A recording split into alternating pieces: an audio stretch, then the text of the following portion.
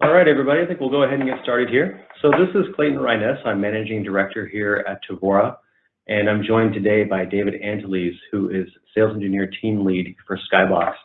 We're going to talk about vulnerability management, the importance of it, and I'm really here to start off and really lend some knowledge that we've got from really engagements that we've done in the past where we see vulnerability management working, what's not working, and some of the common areas of concern that we see out in the field. So I'd like to step through that today. I'll give you a quick intro to Tevora, what we do. We're a full services cybersecurity consulting firm. We founded in 2003. Our services run the gamut of information security. As you can see on the left there, we do a lot of compliance work, enterprise risk management. Basically, if it's a standard that has 4 or 5 letters and you can certify against it, do a gap assessment against it, we can certify you. We do a lot of work around healthcare and ISO as well on the risk management side. And that's me on the right.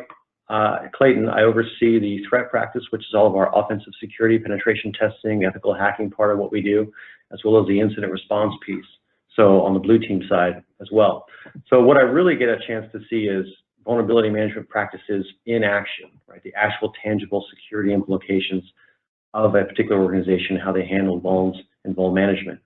I also oversee our solutions practice area. So we partner with many, really beholden to none, as most vendors we keep at arm's length, but there are those like Skybox that we really think do a good job with their product, have a lot of goodwill out there in the industry, and have a proven track record with our clients that we like to partner with and do these kinds of events with. So we do a fair amount of advisory work around which solutions work, which ones don't, and helping people make hash of all the vendors out there. So that's our practice in a nutshell.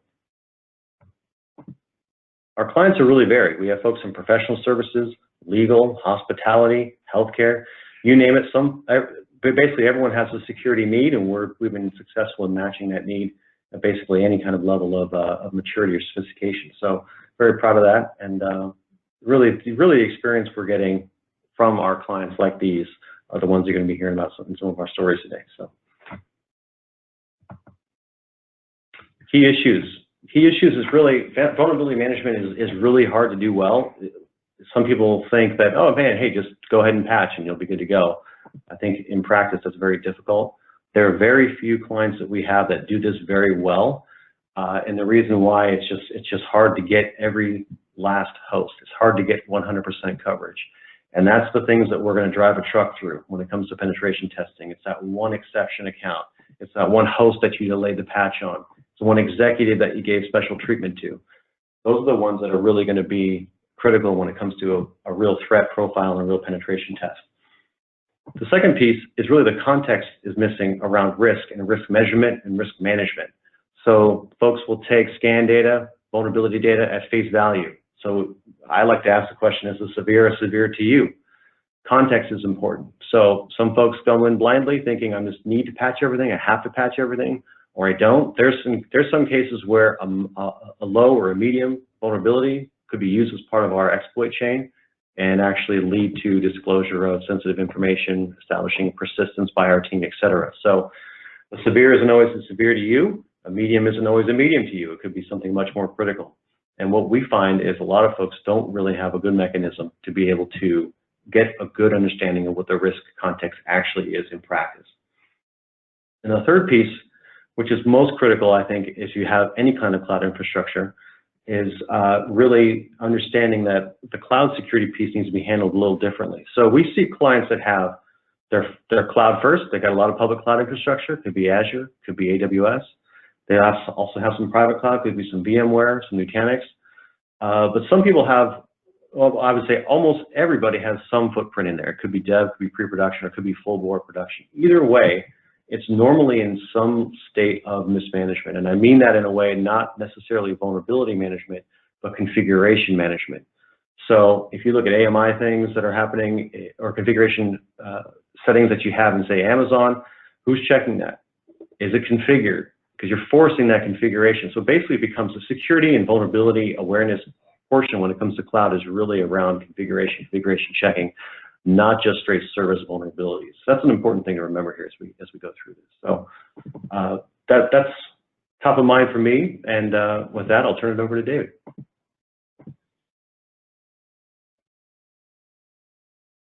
Thank you very much, Clayton. Thank you. Appreciate the opportunity. think it's very nice to partner with an organization such as Tevora. You know, as we talk about vulnerability management and beyond the scan with you all this this day, you know, I'm always reminded of, you know, the various different aspects of security and how I've seen it grow over the last 25 plus years. Grow in its infancy, and you know, organizations such as Tevora have taken the ball and run with the, you know, with the element of, you know, from a consultative approach to understanding, you know, that there's a bigger picture and that we need to be focusing on larger scale items in terms of, you know, the view, the landscape, not just, you know, just point products. So very appreciative in partnering with Tevora today. Vulnerability beyond beyond the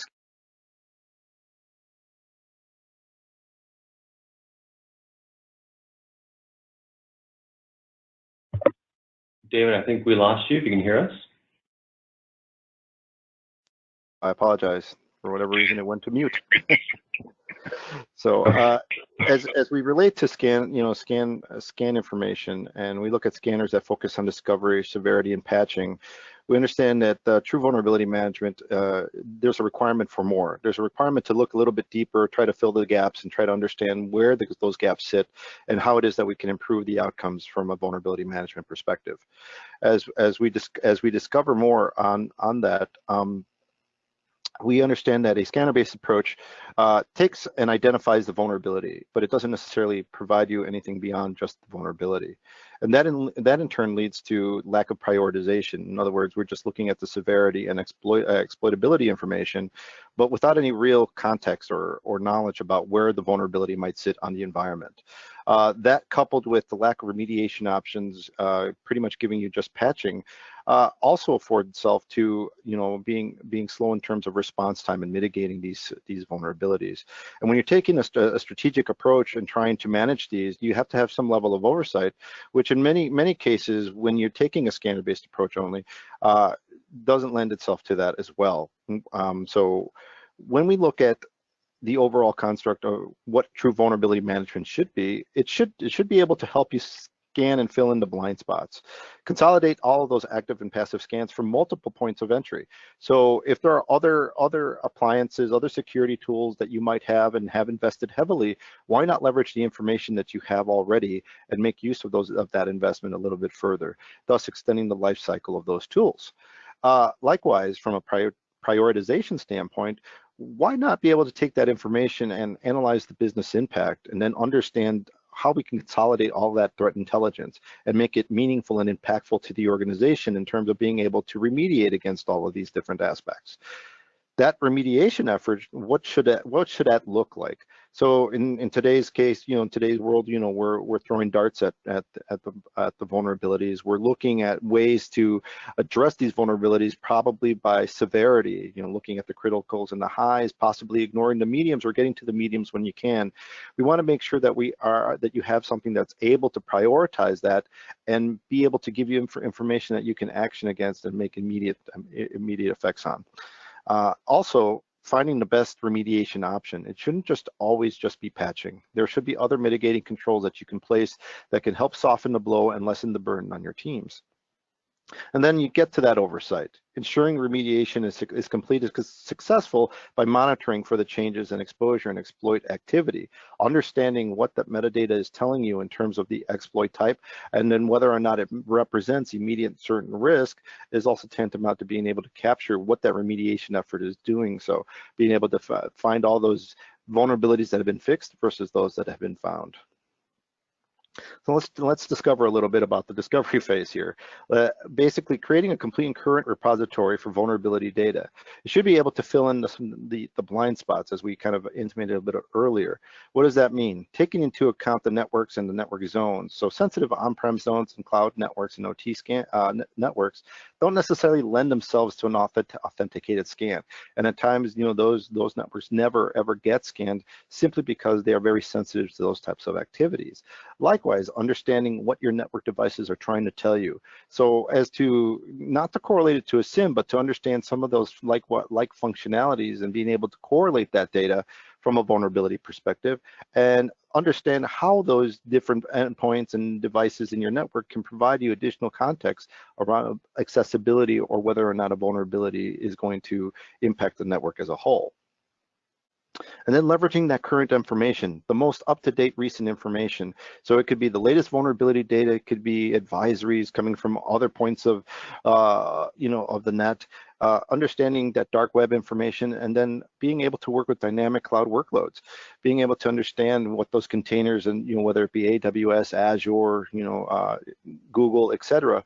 All those represent a different type of threat vector, but they also represent the same type of sensitive data that we're trying to protect as if it were on-prem. So why not leverage all the different points of information that we can in order to help field and be able to protect those external networks? By establishing a single source of truth, understanding what the underlying infrastructure and how it's constructed, likewise from a rule base and policy base, also understand whether you are compliant or non-compliant. Those add up to being able to roll those up and then take in the asset repositories and marry that information together so that we're able to prioritize the data. And being able to understand what vulnerability and security weaknesses exist, whether they be through multiple vulnerability scanners or app and web scanners, or maybe it's a custom config or a custom vulnerability that might exist for your specific enterprise. Those are things that one has to take into consideration, and then from a thought perspective, be able to think about how we can mitigate it, but in automated fashion. Is there something that can be orchestrated or managed automatically as opposed to a manual process? By taking in additional intelligence feeds, public intelligence feeds and scanners and app feeds, you're able to add more layers on top of that. But if you do it in an automated fashion, it simplifies that process. As again, trying to work away from the manual process and trying to improve outcomes is easier when you're able to automate some of those workloads, but also automate the remediation efforts. When we talk about prioritization, one should be able to take a look at the landscape of the network, whether there's a potential threat or an imminent threat, and be able to discern what that represents in terms of loss to the organization, but also be able to determine whether or not that risk is prevalent throughout the organization or is it an isolated incident.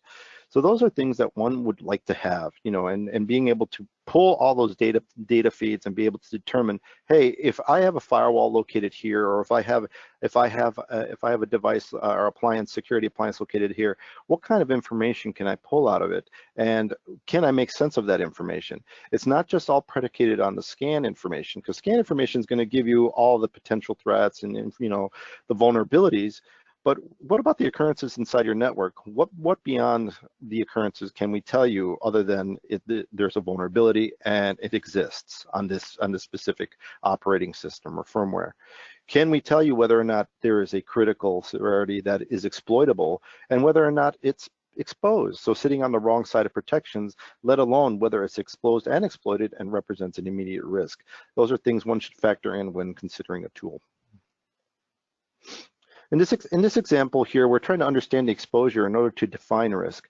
We have two like servers in development and finance that represent, an attack vector, where a threat actor is going to look at the network and try to take advantage of the CVE. As you come across the network, depending on how the network is laid out, obviously this is an example, but being able to understand what the level of exposure here or determination of a critical risk is very important. And if it can be done quickly and to be determined, we have two servers like CVEs, and then one is shielded by an IPS, that represents low risk. So same CVE, you can downplay that one a little bit and then elevate the CVE for a specific asset because it sits on the wrong side of protections. In this example, we're showing that we're leveraging some of the network appliances within the network and the already laid out network to determine what the priority should be. Remediation, I often get asked, what's the best process, or, what are best practices? And really, it's all deterministic based on, one, FTE, what's your resource count? What type of options do you have in terms of being able to put these things into play? And of course, time. Time is a very big factor.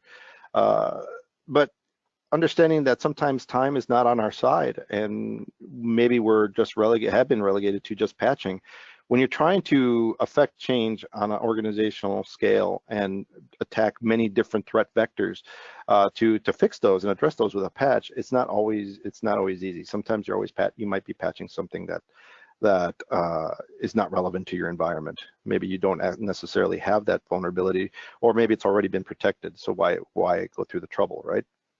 Or is it just upgrades? But patch and upgrades require asset layer insight, and that is information that you already have based on your patch information, patch data.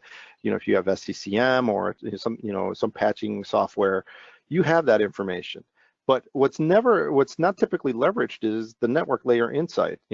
Information from IPS or firewalls or security tags and configuration. Are there other elements in the network that will allow you to put in mitigating controls that will prevent or allow you to deflect and then lower priorities in certain areas so that you can get to it later, but then elevate it in other areas where the business impact can be greater, whereas revenue or confidentiality, integrity, or availability can be affected. By fixing the broken process or looking at the scan data just alone and addressing things just by severity and exploitability, you really are looking at hindering operations in IT, because you're only focused again at the patch level.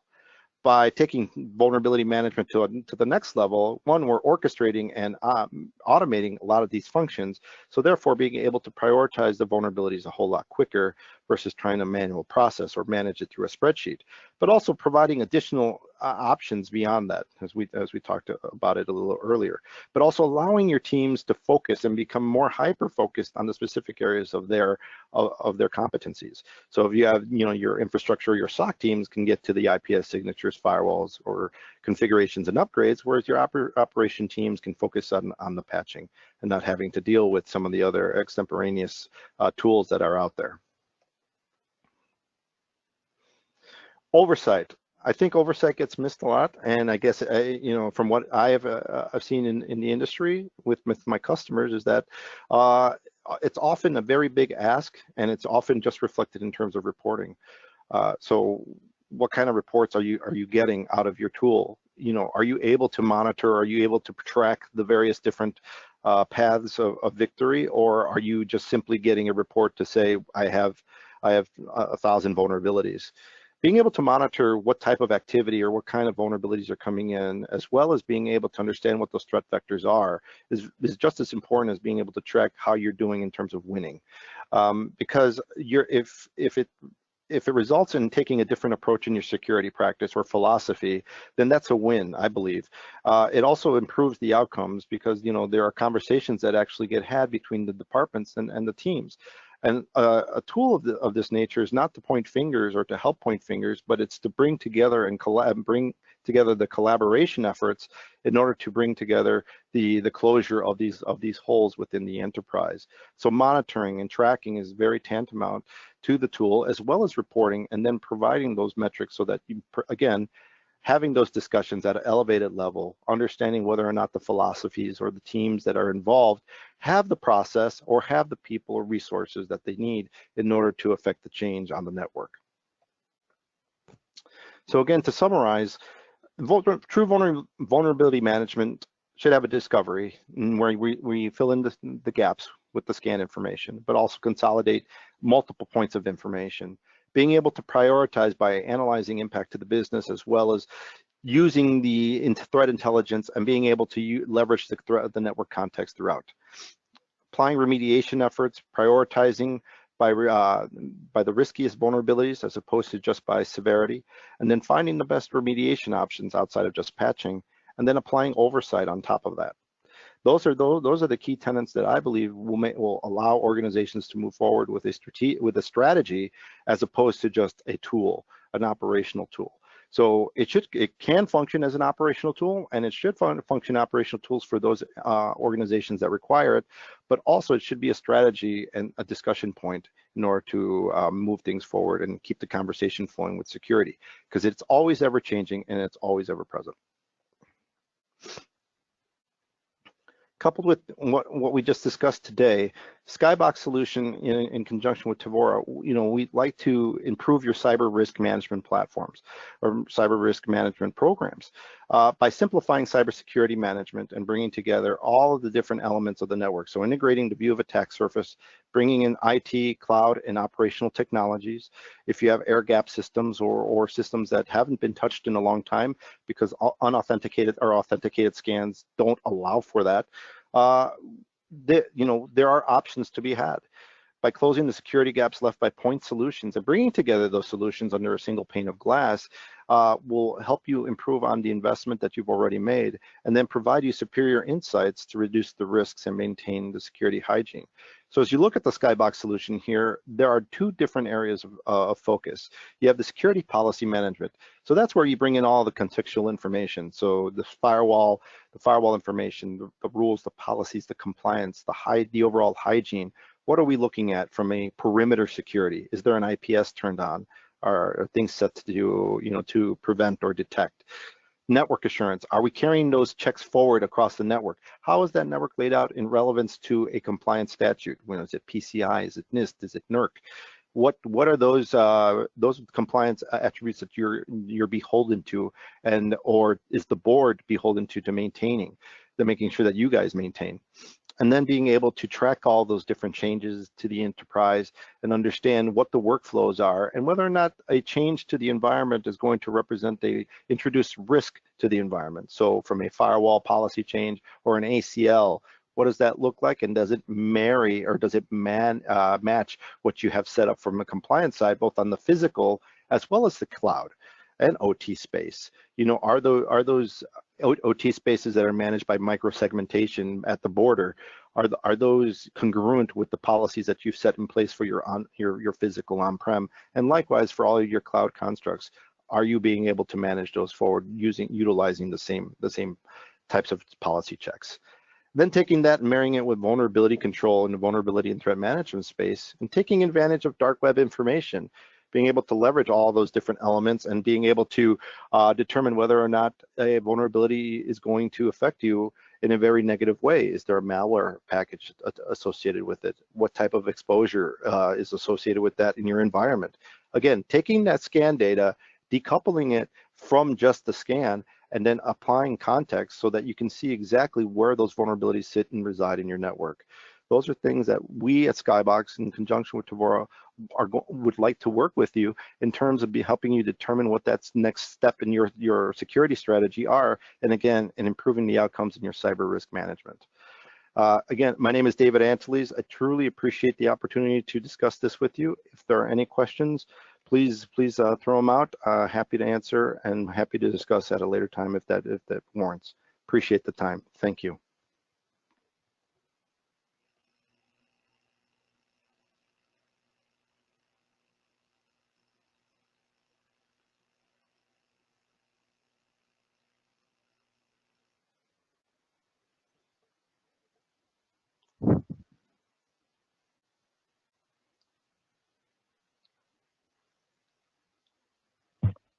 Yes, we got a question here. This is Clayton. We've got a question about how do I adhere to certain specific standards, really asking about NIST and ISO in particular. Can you repeat the question again, Clayton? So this question is about adhering to specific standards, ISO and NIST in particular, when it comes to vulnerability management. Sure. So there are different elements that make up NIST and ISO, depending the various different versions. But out of the box, Skybox Security provides you with those various different checks for those specific compliance checks.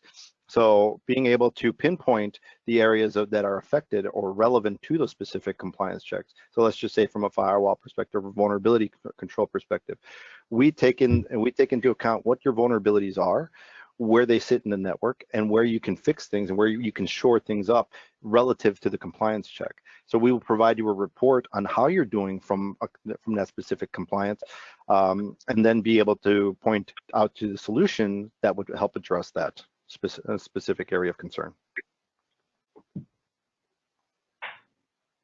Yeah, sounds good. Thank you. We got another one here. What do you see in the industry in terms of managing vulnerabilities? I think I can jump on this one too. So when it comes to managing vulnerabilities, of course, identification is the key piece, which most people focus on and even focus on solely. And one thing I think it's worth stressing is, what does your entire vulnerability lifecycle management look like, all the way from identification to validation that things have been fixed or the vulnerabilities are no longer present. Little wrinkle that always gets introduced is, how do I handle exceptions? Like, hey, this thing's popping up as a vulnerability, but it's really not, or it is, and we're going to accept the risk. A lot of folks need to really, I think, focus on that entire life cycle and the whole vulnerability management process. A good way, I think, to do that is obviously get good data coming in, good risk data coming in, but being able to reconcile that with change tickets. So have a life cycle around change tickets that are auditable and repeatable. So I think that's a key thing. Yeah. There's a question here about, what do you recommend for threat or vulnerability feeds? David, anything there you want to comment on? Sure, that's a great question. I mean, you can get, I think that represents an industry, overall industry question. What should I be using? Well, you should be using as much as you can. At the end of the day, if you have, scanners, from the various different products that are out there, but also leveraging the other information like the advisories and the other threat feeds that come in, you're doing yourself a favor. Obviously, you need something that's going to interpret that data and be able to convert that into usable information. But when leveraging threat feeds, you should take something that you trust, something that you believe in, and then take that and marry that to your operational strategy. And whether that it's a authenticated scan or something that you can utilize on a every other day basis or quarterly or monthly, what have you, but also being able to review that information with your teams to understand what is coming in is just as important. Yeah, I would say anecdotally, we've run into recorded future quite a bit on folks that have kind of a more mature SOC that are really ingesting, well, a lot of threat feeds. Some people, we've seen some Elastic and some Splunk instances where they're taking in, 20 plus different feeds for different reasons, but kind of the go-to general threat intel one that seems to be working pretty well is, there's recorded feature and a couple others that are more commercial as well. Yep. So some of the open source stuff I think is a little bit hit and miss, but that's kind of my take on that.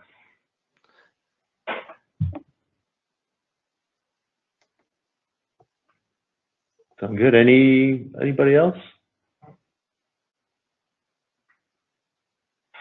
Okay, great. I think we'll conclude at that point. So this is Clayton again. Thank you for joining. On behalf of David here and the Tevora team and Skybox team, we appreciate you joining us today for our webinar. We'll send a follow-up email with some additional information, and appreciate your participation.